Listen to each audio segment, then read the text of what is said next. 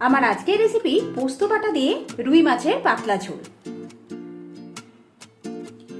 এই প্রচন্ড গরমে যখন হালকা পাতলা কিছু খেতে ইচ্ছা করবে তখন বাড়িতে অনায়াসেই এই রেসিপিটা আপনারা ট্রাই করতে পারেন। এটা বানাতে খুবই সামান্য উপকরণ লাগে। ভিডিওটা আশা রাখছি আপনাদের ভালো লাগবে, তাই স্কিপ না করে একদম শেষ পর্যন্ত ভিডিও দেখার অনুরোধ রইল। ভিডিও দেখা হয়ে গেলে লাইক আর শেয়ার করতে কিন্তু একদমই ভুলবেন না। আর আমার চ্যানেলটাকে তো অবশ্যই সাবস্ক্রাইব করে এই বন্ধুর পাশে থাকা যায়। আসুন দেখে নেওয়া যাক আমার আজকের রেসিপি পোস্ত বাটা দিয়ে মাছের পাতলা ঝোল।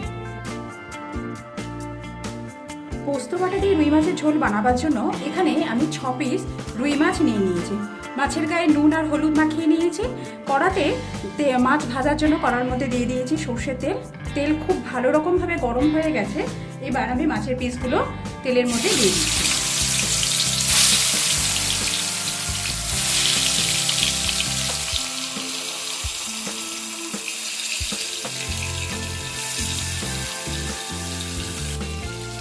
এবার মাছের পিসগুলোকে একটু কড়া করে ভেজে নেব।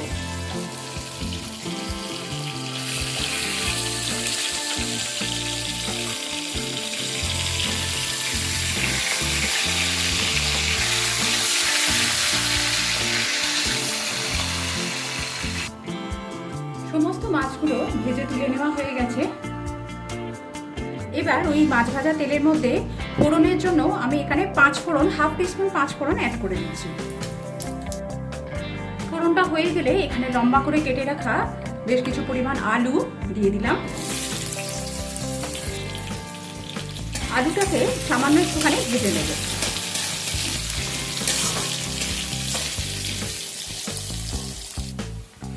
আলু ভেজে নেওয়া হয়ে গেলে এর মধ্যে বেশ কিছু পরিমাণ কেটে নেওয়া ঝিঙে অ্যাড করে দিচ্ছি।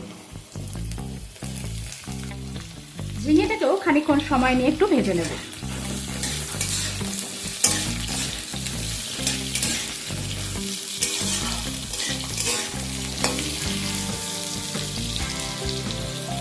অল্প কিছু সময় নিয়ে আলু আর ঝিঙেটা ভেজে নেওয়ার পর এতে আমি এবার পোস্ত বাটা অ্যাড করে দেবো।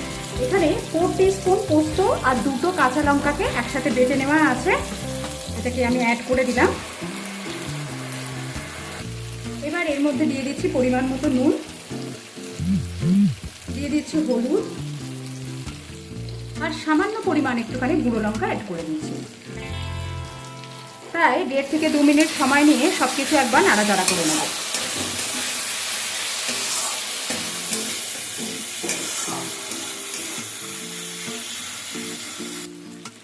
এবার আমি এতে জল অ্যাড করে দিচ্ছি।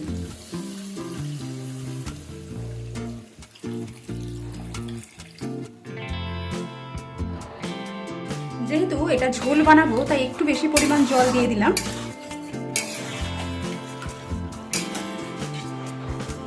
জলটা দেওয়ার পর প্রথমে তো নুন দেওয়া ছিল, জলটা দেওয়ার পর সামান্য পরিমাণ নুন অ্যাড করে দিলাম আর 2টো সামান্য চিড়ে রাখা কাঁচা লঙ্কা দিয়ে দিলাম।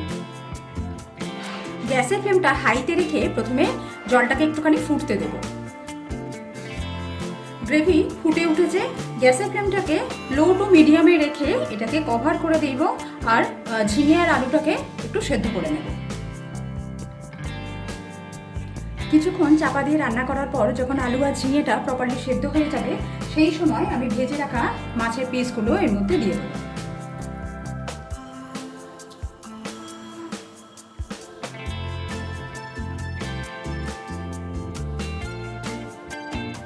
এবার এটাকে আবারও চাপা দিয়ে প্রায় 3 থেকে 4 মিনিট ফুটিয়ে নেব ভালোভাবে।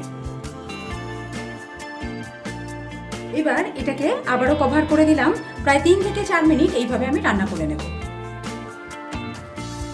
4 মিনিট পরে আমি গ্যাসের ফ্লেমটাকে অফ করে দিলাম। তৈরি হয়ে গেছে আমার আজকের রেসিপি পোস্ত বাটা দিয়ে রুই মাছের ঝোল।